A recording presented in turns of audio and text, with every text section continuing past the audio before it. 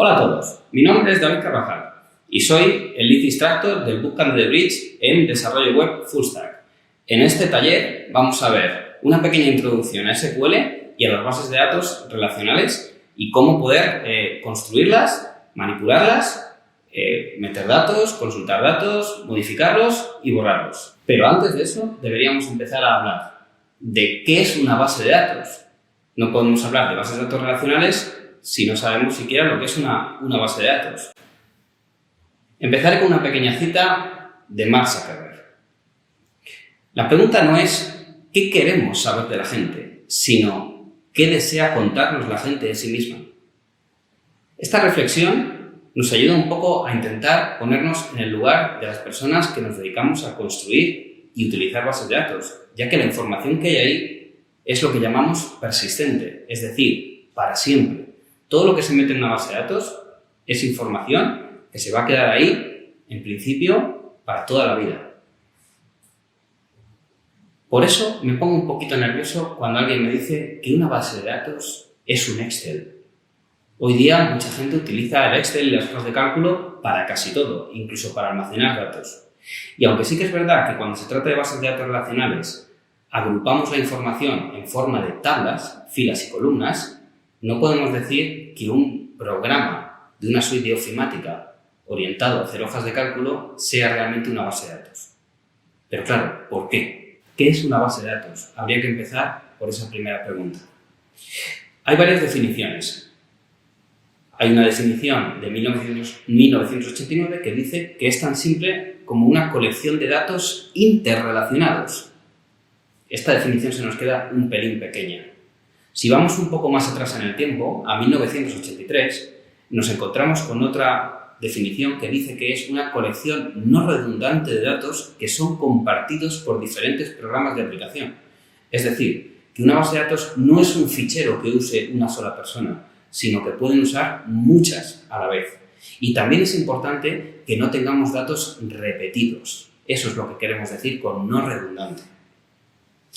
Un año antes, Flory nos dice que una base de datos es un conjunto de datos de una empresa memorizado en un ordenador y que es utilizado por numerosas personas y cuya organización está regida por un, atención a esta expresión, modelo de datos.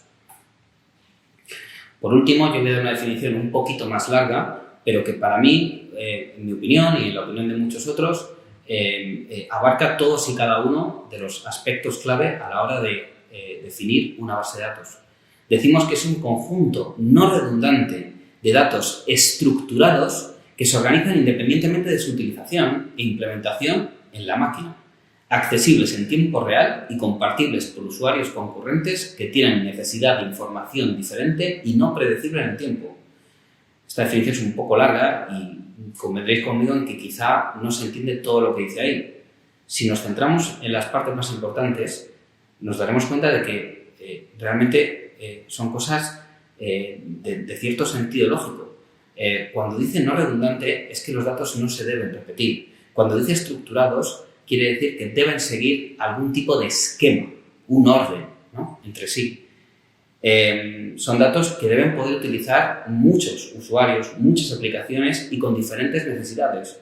No es lo mismo los datos que debe manejar una empresa que sus clientes o que sus usuarios, ¿no?, en el caso de una plataforma, de una red social. Y también es importante que todos puedan acceder a ella en cualquier momento, que la base de datos esté disponible 24 horas al día, los 7 días a la semana. Ahora que ya sabemos lo que es una base de datos, hablemos de lo que es una base de datos relacional. Relacional, es decir, aquella en la que la información tiene cierta relación entre sí, es decir, dependencias funcionales. De manera que si, por ejemplo, yo eliminase algún dato del que depende otro, ¿qué va a pasar con ese otro? Por ello aquí solemos hablar, por un lado, de los datos y de la estructura de dichos datos. Como decíamos antes, el esquema. Y como llegué a decir un poquito antes, las tablas. En el mundo relacional de las bases de datos relacionales, estructuramos la información en filas y columnas, a las que también llamamos, en el caso de las columnas, campos y en el caso de las filas, registros. También es importante a la hora de hablar de bases de datos relacionales establecer lo que llamamos la clave primaria. La clave primaria es uno de los datos, un campo, una columna, que debe ser único y jamás se repetirá. Por ejemplo, si yo tengo una tabla de personas en la que guardo su nombre, sus apellidos, su fecha de nacimiento, me convendrá también guardar, seguramente me hará falta guardar algo como, por ejemplo, el NIF, un número de identificación único que caracterice a cada persona. Ese número nunca va a estar vacío, todo el mundo va a tener un código de identificación único para esa persona y nunca se repetirá. Y por último, de lo que hablábamos antes, en las bases de datos relacionales se maneja lo que llamamos la integridad referencial. Esta palabra que suena así un poquito extraña, lo que viene a decir es ¿qué ocurre si yo elimino o actualizo cierta información en una tabla de la base de datos que está relacionada con cierta información de otra? Por ejemplo, si tengo una tabla de empresas y otra de facturas, si elimino una empresa en concreto, ¿qué haré con toda la información sobre su facturación? ¿La conservaré o deberá eliminarse también? A esto nos referimos con integridad referencial. Claro, cuando intentamos establecer esta diferencia entre bases de datos relacionales y no relacionales, pues surgen diferentes tecnologías que nos ayudan a implementar un paradigma u otro, un modelo u otro.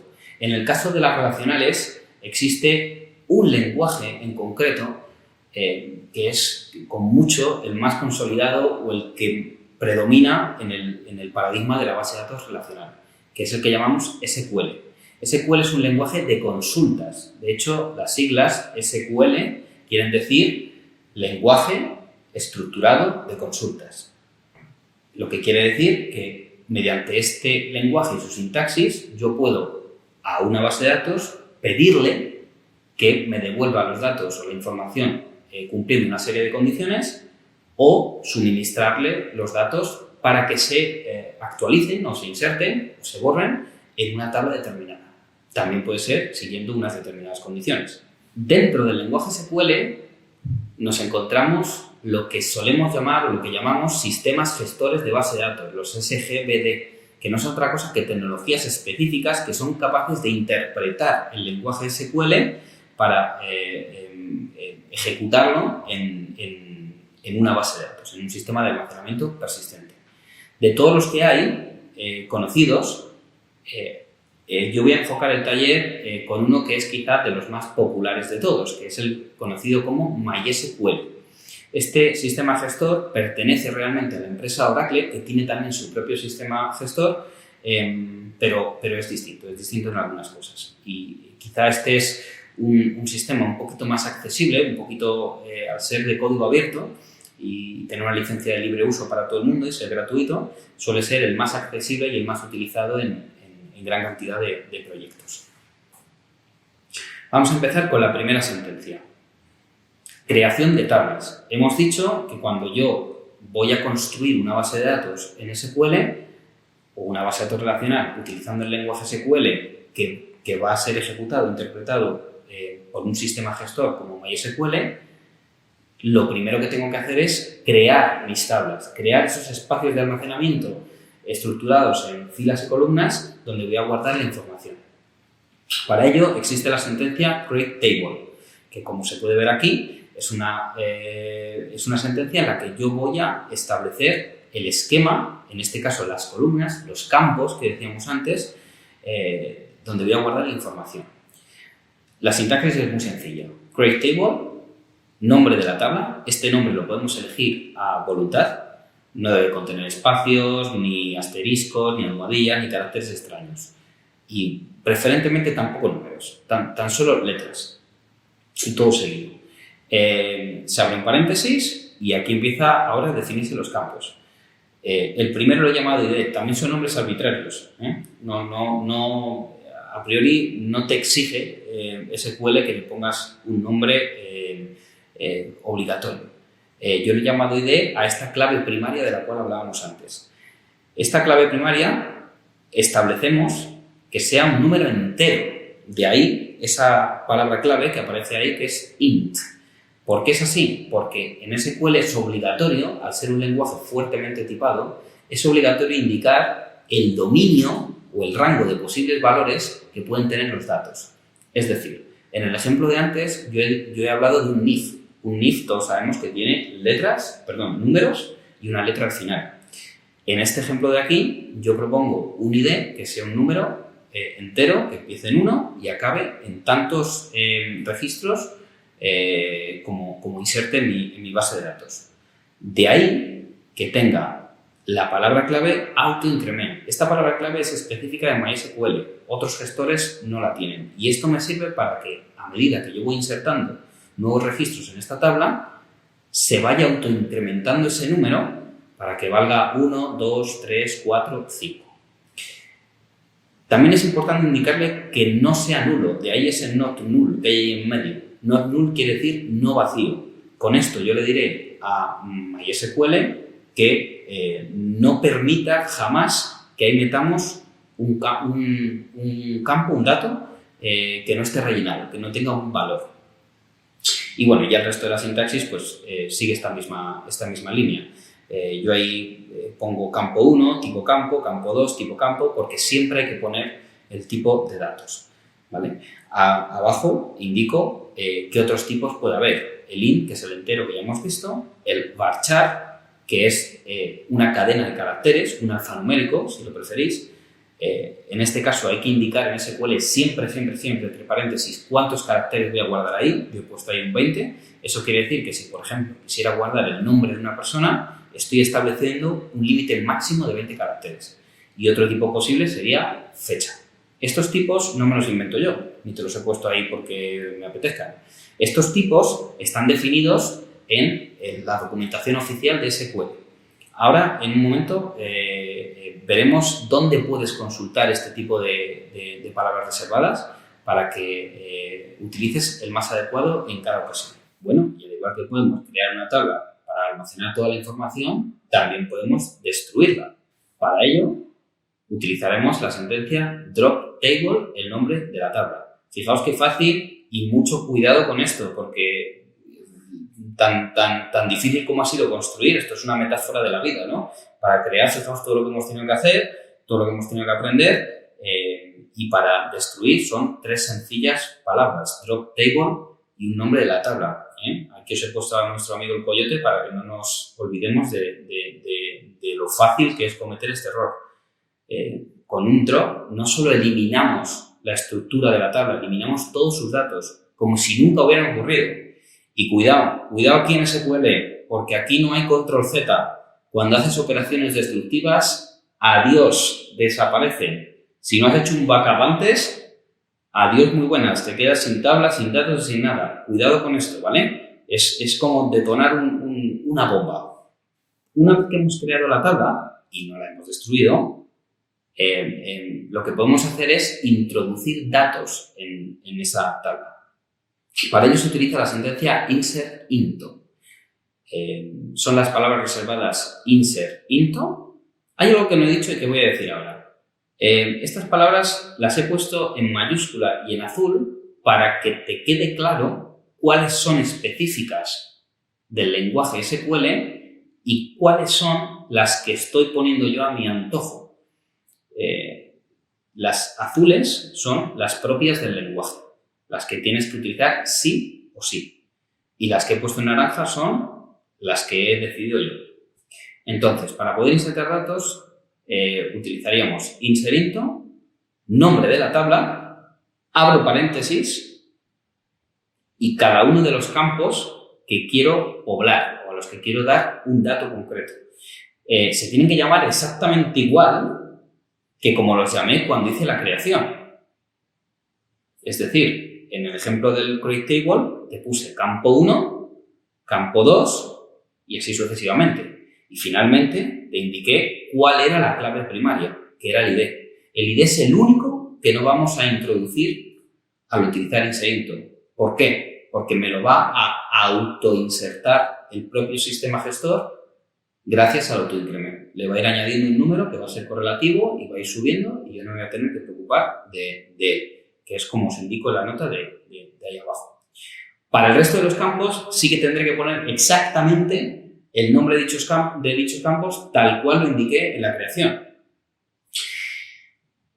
Cuando acabe de poner todos los campos que quiero poblar, separados por comas, cierro paréntesis, continúo con la palabra reservada values, de valores, abro paréntesis y voy añadiendo todos los valores separados por comas. Cierro paréntesis y al final hay un punto y coma. Este punto y coma no lo he mencionado antes, pero lo menciono ahora. Lo he puesto ahí en verde para que no se te olvide. Siempre debe estar ahí. En SQL, todas las sentencias deben acabar en punto y coma. En cuanto a los valores, tienes que tener presente una cosa. Dependiendo del tipo de dato que indicaste en la creación de la tabla, a la hora de introducir el valor va a tener un formato u otro. Por ejemplo, si era un varchar, es decir, una cadena de caracteres, un alfanumérico, a la hora de meter el valor debe ir entrecomillado. Y si se trataba de un número, pues no, simplemente pones el número y ya está. La siguiente operación que podríamos querer realizar con nuestra base de datos sería la actualización. Es decir, he creado mi tabla, he empezado a insertar datos, el paso siguiente a lo mejor puede ser cambiar el valor de alguno de ellos. Para eso está la sentencia update. Update va seguida del nombre de la tabla, después la palabra reservada set, después el nombre de un campo, el símbolo igual y el nuevo valor. Aquí pasa lo mismo que en la inserción. Si el campo era un número, el valor no irá entre comillas, será el número, un 3, un 12, un menos 15, lo que sea. En cambio, si es una cadena, pues irá entre comillas. Y por último, añadiré el where. El where. ¿Qué es el where, amigas y amigos? El where no se os puede olvidar nunca cuando hagáis una operación de este tipo, porque el where va a expresar una condición, un filtro, algo que queremos que cumplan todos aquellos datos de esa tabla, en unos campos determinados, para que sean cambiados. Las condiciones siempre van a ser de tipo comparativas, es decir, comparar el valor de algo con el valor de otro algo, mediante un operador de comparación. Los más comunes son el igual, es decir, quiero comprobar, imaginad, quiero actualizar una tabla en este caso he puesto un ejemplo de kilocalorías. Imaginemos que es una tabla de alimentos y tengo una serie de alimentos con un campo donde guardo las kilocalorías de ese alimento. Entonces, si quisiera cambiar, imaginemos el valor de un campo, en el que defino si es un superalimento o no. Imaginad que tengo un campo que se llama superalimento. Y o vale sí o vale no. Y no puede valer nada más. Y determino que el concepto de superalimento quiere decir que da menos de 100 kilocalorías. Bueno, pues yo puedo hacer update alimentos, que es el nombre de la tabla, set superalimento igual a sí, where, y en la condición pondré kilocalorías menor que 100.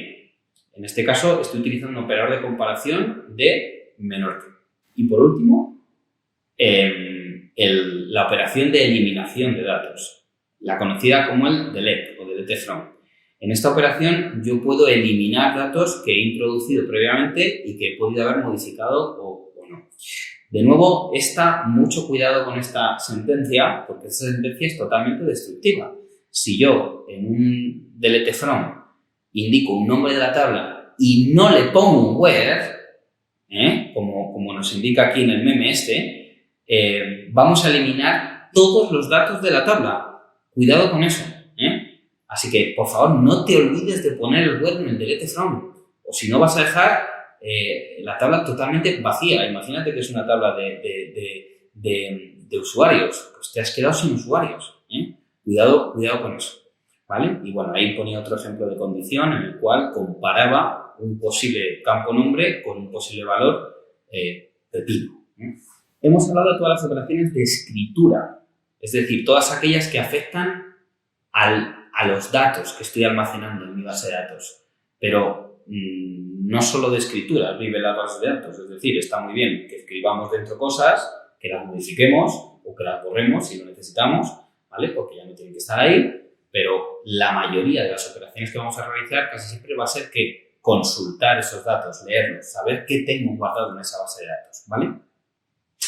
En este taller, como es introductorio, vamos a ver solamente las consultas monotabla, es decir, aquellas que van a afectar solamente a una única tabla.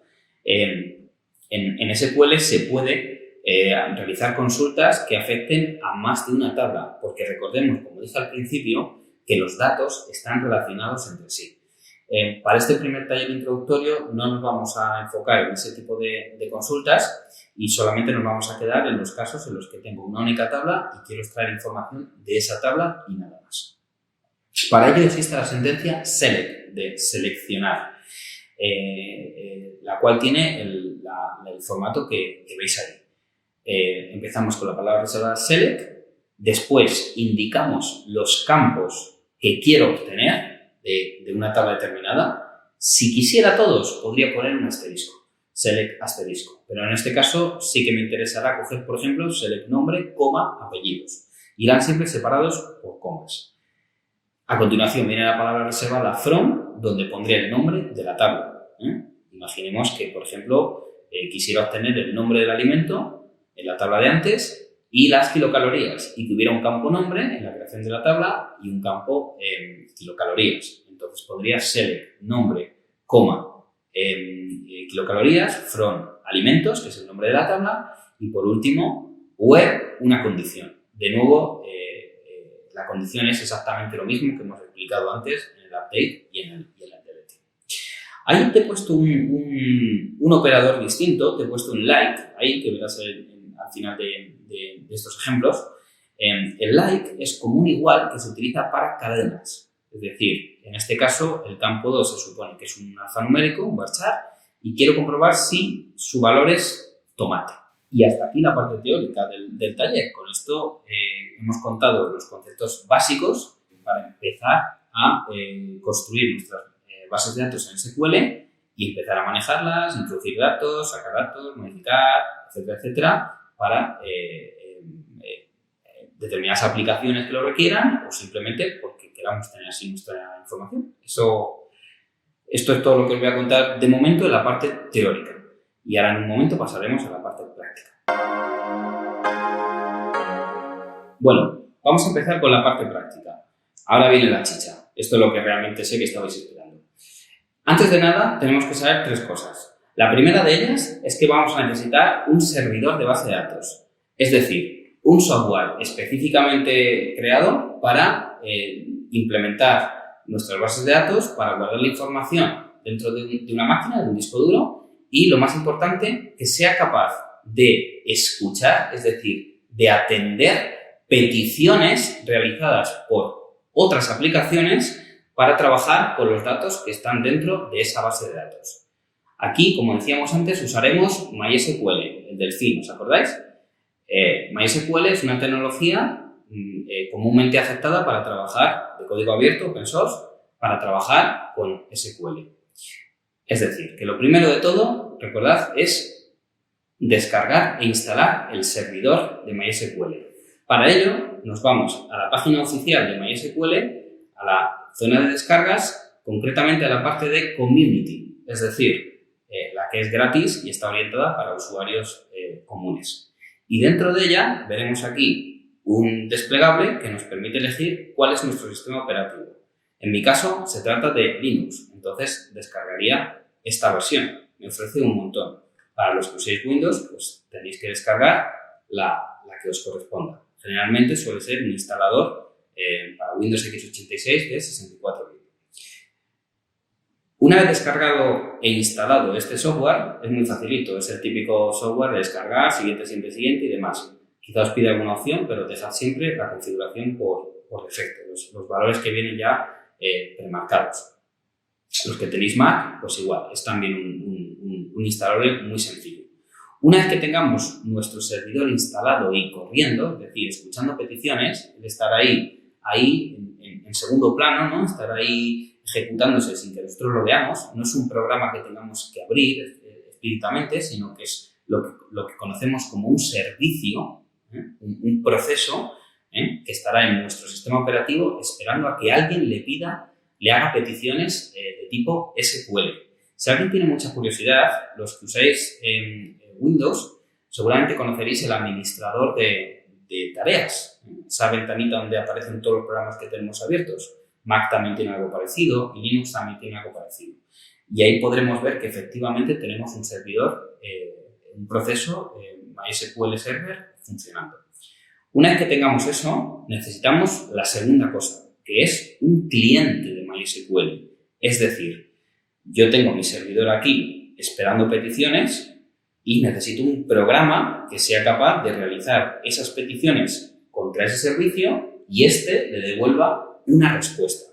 Esas peticiones siempre van a ser sentencias o consultas SQL como las que hemos visto hace un momento en la parte teórica. Para poder realizarlas necesitamos el cliente de MySQL. Para ello también nos iremos a la página de MySQL y descargaremos el programa cliente que se llama MySQL Workbench. La forma de conseguirlo es muy parecida. Igualmente seleccionaremos nuestro sistema operativo. En mi caso yo tengo Linux. Los que tengáis Windows, por Windows. Y los que tengáis Mac, pues Mac. Tendréis que descargar un instalable, exactamente igual que he hecho antes con el programa servidor. Darle a siguiente y finalmente tendréis también el cliente. Una vez que lo abráis, tendréis algo con esta pinta. Algo parecido a esto. Una interfaz de usuario donde te da la bienvenida a MySQL Workbench y os aparecerá aquí, o debería aparecer aquí, un MySQL Connections. ¿Qué son estas connections? Son configuraciones predeterminadas o que queremos guardar en nuestro cliente, en nuestro Workbench, este programita que sirve para hablar contra la base de datos, donde almacenaremos la llave, las credenciales, la forma que tenemos de conectar a nuestro cliente con nuestro servidor.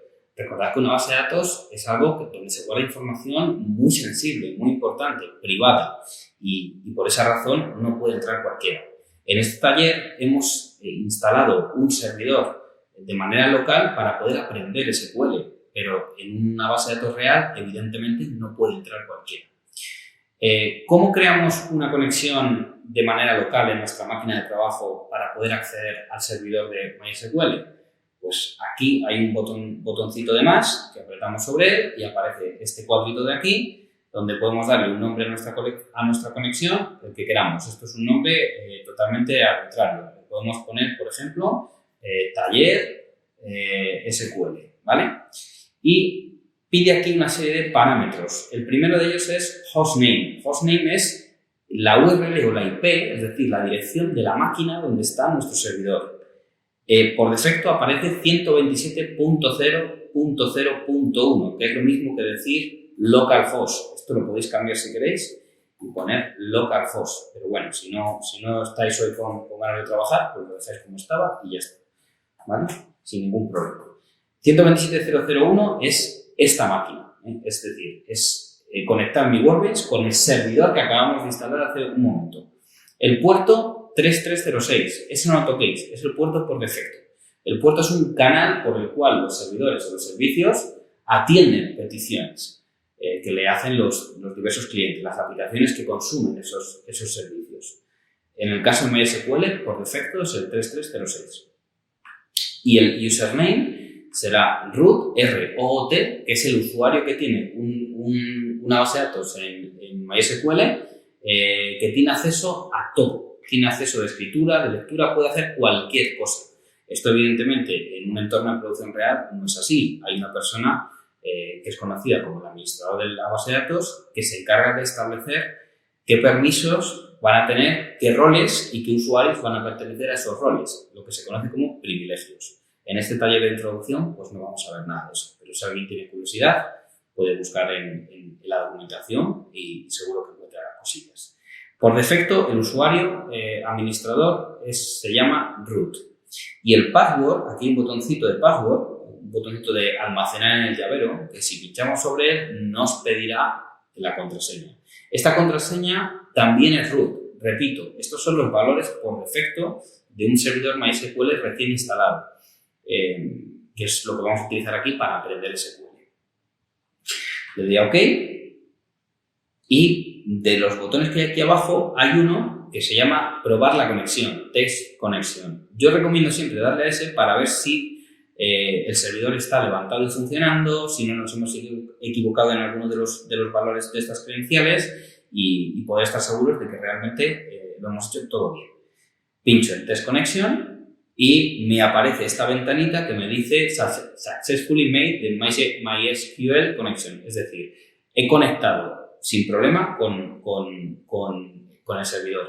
Si aquí os apareciera algún tipo de error, mi recomendación es que copiéis el mensaje de error y os vayáis a un buscador como Google o el que uséis y lo peguéis y que intentéis un poquito ahí encontrar ayuda de ver cómo se puede resolver ese error. Puede ser cosas, por ejemplo, puede ser cosas como que, por ejemplo, tenéis un firewall, tenéis algún programita que sirve para capar algunas IPs, algunos puertos y quizá el firewall que tenéis instalado o un antivirus, quién sabe, pues se ha dado cuenta de que alguien está intentando conectar con otro alguien por un puerto y lo ha capado. Entonces quizá tenéis que, en las reglas del firewall, establecer que sí, que MySQL Workbench tiene permiso o puede acceder a 127.0.0.1 por el puerto 3306. Es muy facilito. Si no lo habéis hecho nunca, cualquier tutorial que encontréis os dice paso a paso cómo se hace. En este caso ha entrado sin problemas, así que le doy al botón OK y ahora que ya sé que mi conexión funciona, en esta ventana vuelvo a darle OK para que se me guarde esta conexión de aquí, esto que he llamado aquí taller SQL, y ahora pincho sobre ello, doble clic, y me abre una ventana como esta, una pantalla como esta, ¿vale? Es posible, a mí en mi caso, como no es la primera vez que lo utilizo, pues ya me aparece aquí arriba, a la izquierda, veréis que hay dos pestañas, Administration y Esquemas. Es posible que os la abra en la pestaña Administration. Entonces, pinchad en la de esquemas, yo como ya lo tenía de antes, pues ya me aparece ahí, porque esto de administración son cosas que aquí no vamos a hacer. Esto es a lo que me refería antes acerca de las tareas que hace una persona que se dedica a administrar bases de datos. Como por ejemplo, como decíamos antes, el tema de los usuarios y privilegios, que como veis, aquí aparece en tercer lugar. A nosotros nos interesa la pestaña de esquemas. En esquemas es donde van a aparecer todas las bases de datos que yo tengo creadas, ¿vale? Entonces, este editor de aquí, este pequeño editor de aquí, que veis que tiene un montón de botones y un montón de cosas, va a ser donde vamos a introducir nuestras sentencias SQL, como las que hemos visto en la parte teórica, para poder trabajar contra el servidor de base de datos. Vale, entonces voy a hacer esto un poquito más grande, ¿vale? Y aquí, en este cursor parpadeante, este editor, es donde yo voy a poder introducir todas esas sentencias. Antes de nada, voy a empezar por una que no te he contado antes, que es crear la base de datos. De nuevo empieza con la palabra reservada create y sigue por database. Create database, el nombre de la base de datos. Y aquí le pones un nombre que tú quieras. En este caso, taller SQL. Y como siempre, punto y coma. Ahora, para ejecutar esta línea tenemos varias opciones. Una de ellas, o lo señalo todo y le doy al rayito este de aquí, que es un poco rollo, hacerlo así todo el rato, o bien simplemente con tener el cursor en esta línea, en la línea de la sentencia que quiero ejecutar, ¿vale? Da igual que esté al final, al principio, donde quieras. Simplemente hacemos control intro. Los que tenéis Mac, creo que es command intro. Bueno, pues voy a crear mi base de datos ejecutando estas sentencias. Simplemente pongo el cursor en esa línea y le doy a control intro. Y aparece aquí abajo en esta consola, ¿vale? En esta action output aparece el resultado. Si a alguien no le está apareciendo esto, porque le aparece esto así, con el ratón puedes pasear aquí abajo, le das esa doble flecha, pinchas, arrastras y aparece esta consola. Es muy importante que la tengas siempre a la vista porque te va a decir no solo los aciertos, sino también los errores, que nos van a ayudar mucho a saber qué estamos haciendo mal. Vale, bueno, pues entonces hemos creado la base de datos, esto aparece en verde, con lo cual vamos bien. Sin embargo, si os fijáis, aquí en la pestaña de esquemas, a la izquierda, no aparece esa nueva base de datos. Esto es porque se lo tengo que refrescar o actualizar. Le tengo que decir al servidor que me vuelva a decir cuántas y qué bases de datos tiene. Entonces, en el caso de Workbench, hay aquí un iconito que es pequeñito, podría hacer un poco más grande esto, que es como una doble flecha, que si pinchas sobre ella, te aparece ya la base de datos que acabo de crear. Y como veis, pues bueno, mediante un desplegable aparecen tablas, vistas, procedimientos almacenados y funciones. Nosotros vamos a trabajar solo con tablas. Vale, a partir de aquí, esto ya sabemos que ha funcionado, así que lo borramos. Como te decía antes, ¿qué pasa si yo llego ahora y no lo borro? Porque yo ahora quiero seguir trabajando y yo ahora voy a crear una tabla nueva, voy a poner create table y por lo que sea le doy a ejecutar todo esto y entonces Workbench lanza de nuevo esta sentencia de aquí arriba. Pues que esta va a dar error, esta de aquí va a dar error. Y diréis, ¿por qué lo sabéis? Pues te lo voy a demostrar. Si yo cojo y hago control intro aquí, me aparece un error aquí, ¿veis? El error 1007 que dice no puedo crear la base de datos PLSQL porque ya existe. Ya existe esa base de datos. Así que te doy un error tipificado con el código 1007.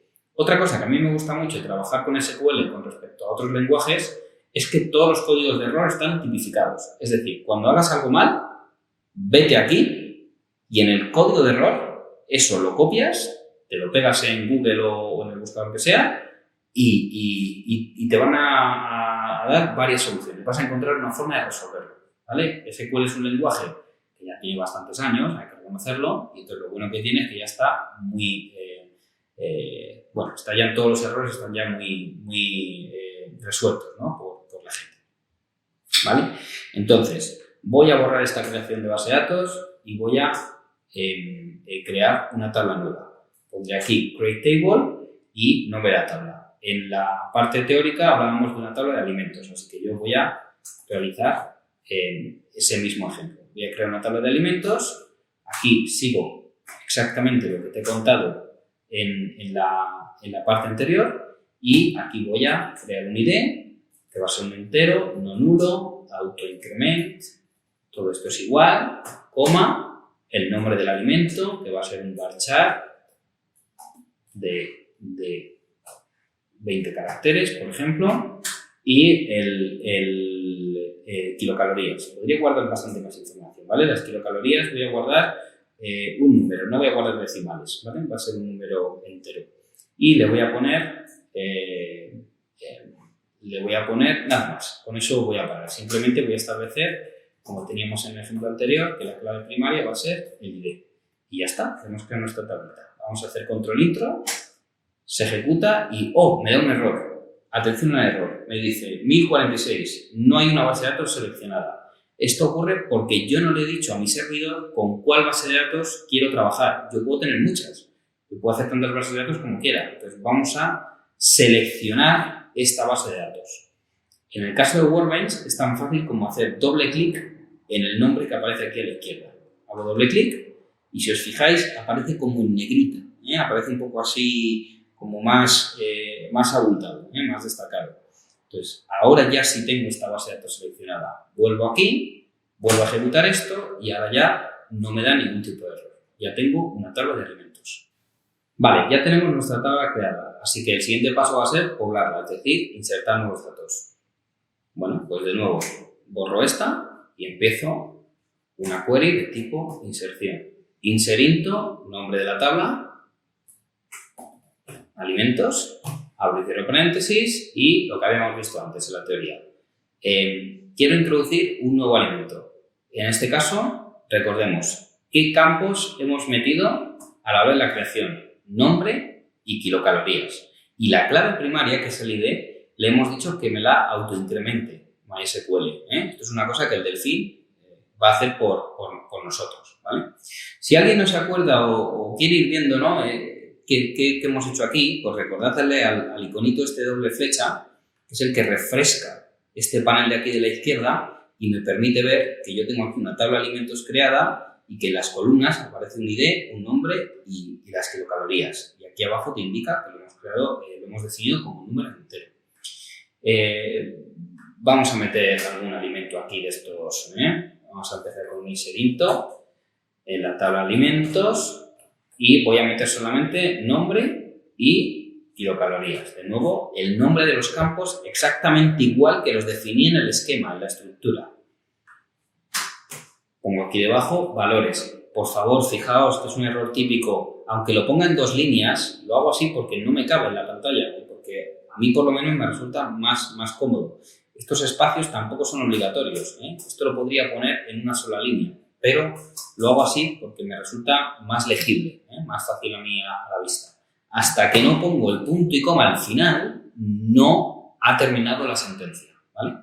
Entonces, méteme dentro de la tabla de alimentos, para los campos nombre y kilocalorías, los siguientes valores. Fijaos que SQL se dice que es un lenguaje declarativo, es decir, que cuando lo lees, aunque sea en inglés, parece casi como que estás hablando a otra persona, ¿no? Un poquito así, tampoco muy avanzado, ¿no? Como si alguien estuviera aprendiendo inglés y hablaras un poquito mal el idioma, pero más o menos se entendería con otra persona, ¿no? Eso es lo que queremos decir cuando decimos que un lenguaje es declarativo. Así que voy a ponerle, pues volviendo al pepino, que teníamos antes, voy a poner aquí pepino y en cuanto a kilocalorías, pues la verdad es que no tengo ni idea de cuántas kilocalorías tiene un pepino, pero yo voy a poner un número aquí al azar que va a ser 13, ¿vale? Claro, en este caso, como me interesa crear varias, me interesa crear unos cuantos, yo sé que antes os he dicho que de una en una, pero podéis meter varios insert aquí, ¿vale? Y pues el pepino, el tomate, vamos a poner aquí otra cantidad, 27 por ejemplo, ¿vale? Puedo aquí hacer copiar, pegar y meter pues todo lo que quiera, ¿no? Yo, por ejemplo, una lubina y lo que sea, no sé, me estoy inventando un poco, ¿vale? Y podría pues, ejecutar todo de una vez, ¿vale? Aquí selecciono el rayito o, de nuevo, pues un atajo muy rápido que es control intro, que me ejecutaría todas. Recordad que si hay algún error en alguna, las anteriores se van a ejecutar y las siguientes no se van a ejecutar. Cuidado con eso, ¿vale? Fijaos siempre en la consola abajo. Venga, voy, control shift intro y sin ningún problema me aparecen los 3 insert aquí abajo, en la consola de abajo. Y si yo ahora quiero ver dónde están estos datos, pues vamos a hacer una consulta de selección, un select. Recordad que dijimos que aunque yo podía proyectar por los campos que yo quisiera, es decir, poner nombre, coma, kilocalorías, para indicar que quiero el valor de esos 2 campos, bueno, ahora me apetece pedir todo, ¿vale? No voy a hacer una proyección, es decir, voy a pedir todos los campos con select from, ¿vale? Este asterisco, recordad que significa todos los campos, porque te quiero enseñar una cosa de la cual te he hablado antes.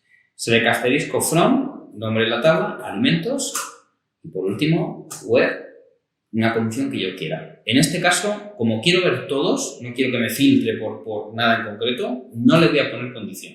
Y voy a poner aquí, dame todos los campos de la tabla de alimentos. Cuando le doy, me aparece aquí, me dibuja Workbench una pequeña tablita con columnas y donde fíjate aquí en el ID cómo efectivamente aparece 1, 2 y 3. Yo estos 1, 2 y 3 en ningún momento los metí en los insert, Yo solo metí el nombre y las kilocalorías, nunca metí el ID, pero gracias al autoincrement de la creación de la tabla, pues de esto se encarga el delfín, y así ya tengo una clave no vacía y única, no repetida. Y aquí vemos los datos, ¿no? Pepino, tomate y lubina, por lo que le he dicho. Ay, que es que me he equivocado, que es que la lubina no tiene 88, tiene 87, Bueno, pues vamos a hacer una actualización. Bueno, pues tiramos de la sentencia update, nombre de la tabla, set, el campo que quiero actualizar, en este caso es kilocalorías, y aquí sí tengo que poner el where, que no se me olvide poner el where aquí, porque si no lo pongo, me actualizaría todas, Aquí en kilocalorías yo quiero ponerle un 87, imaginemos que me he equivocado, ¿vale? Entonces, quiero cambiarle el valor de ese campo concretamente al que tiene el ID 3, al ID 3, que es el que quiero. O otra opción sería nombre, like, para que aprendáis más operadores, Lubina, ¿vale? Problema, que si yo tuviera, dado que el nombre no es clave primaria, puede estar repetido. O sea, yo podría meter más alimentos que en el nombre tuviera la palabra lubina. Entonces, esto se lo va a cambiar a todos. Todos los que en el nombre pongan la palabra lubina se los va a cambiar, ¿eh? Entonces, lo ideal sería poner aquí esto. Me diréis, ya, bueno, claro, porque es que esto tú, porque lo estás viendo ahí ahora mismo y sabes que este es el 3, y cuando hay 1 millón de alimentos, ¿esto cómo lo hacemos? Bueno, pues eso ya lo vamos a dejar para otro taller, porque eso complica un poco la cosa, ¿vale? Por ahora voy a darle a esto y me dice que todo ok, y si yo ahora vuelvo a hacer el select de antes, si ahora vuelvo otra vez a repetir la operación de selección que hicimos antes, pues ahora ya se ve que la lubina tiene un bonito 87, ¿vale? Bueno, mira, ¿sabes qué? Que no quiero, pues que me voy a hacer vegano y no voy a comer lubinas tampoco, ¿eh? Entonces voy a borrar directamente, ¿eh? Voy a borrar la lubina de mi base de datos y voy a poner aquí delete from alimentos where, no se te olvide nunca, ¿eh? Y de nuevo puedo hacer id igual a 3, ¿vale? Y de esta manera eliminaré a la lubina. Lo voy a hacer. Y de nuevo vuelvo a intentar, bueno, lo voy a hacer aquí así rápidamente, ¿vale? Select from alimentos, sin filtros, y efectivamente la lubina ya no está, ¿vale? Y ya está. Hasta aquí todo lo que os quería contar acerca de manejo de SQL. Seguramente, lo mencionaba antes, os estáis preguntando, bueno, todo esto está muy bien, pero ¿dónde miro yo documentación? ¿Dónde yo puedo saber todo esto? Vale. Aunque os vamos a pasar algunos enlaces, tanto los de estos recursos como otros enlaces útiles, yo quiero destacar fundamentalmente este de aquí, w3schools.com/SQL. Esto es una página donde tienen tutoriales, documentación y referencia básica de un montón de lenguajes. Yo te recomendaría que utilizaras esta para repasar y bueno, un poquito consultar lo que hemos estado viendo. Este taller es eminentemente práctico, pero aquí es cierto que el único que ha trabajado soy yo. Entonces te toca a ti ahora, ¿no? Un poquito de practicar todo esto, ¿eh? Entonces, para eso, yo he creado aquí un repositorio en GitHub, que es una plataforma de código colaborativo, de recursos, donde te propongo unos enunciados, unas catas, unos ejercicios con Pokémon, no sé si te gusta o no la serie, pero bueno, yo he tirado por ahí, donde te planteo una serie de ejercicios para que practiques y luego me traigas todas las dudas que tengas de no me sale esto es horrible o esto es precioso, también puedo decir cosas bonitas también, no solo lo malo. Y aquí una serie de ejercicios que, siguiendo los conceptos que hemos explicado en el taller, deberías de poder saber hacer. Si te atrancas demasiado, pues también tienes las soluciones aquí, ¿vale? Pero intenta al menos hacerlo una primera vez por tu cuenta. Los ejercicios tienen dos partes. Una que considero básica, ¿vale? Y otra parte opcional, un poquito más difícil. Siempre, cuando hay una parte opcional, lo indico en el enunciado del propio ejercicio. Mi consejo es que te hagas primero todos los básicos, del 1 al 10, ¿vale? Y después te hagas la parte opcional, es decir, te lo vuelvas a hacer todo desde el principio, pero en lugar de hacer el nivel básico, nivel fácil, pues el nivel difícil, que sería lo que dice ahí como opcional. Esa parte está pensada para que investigues tú un poquito más en la documentación, que te rompas un poco más la cabeza y busques recursos de terceros, ya fuera de lo que hemos contado en este taller. Así que nada más, esto es todo lo que os quería contar en este taller de introducción. Yo espero que os sirva como unos primeros pasos que dar, ¿no?, dentro del mundo de SQL, que le cogéis el gustillo, porque la verdad es que SQL no es difícil, no es nada difícil y es una cosa que se utiliza en un montón de sitios. Y nada, os veo en el próximo vídeo. Un placer. Chao. No te olvides de poner el where en el from. No te olvides de poner el where en el from.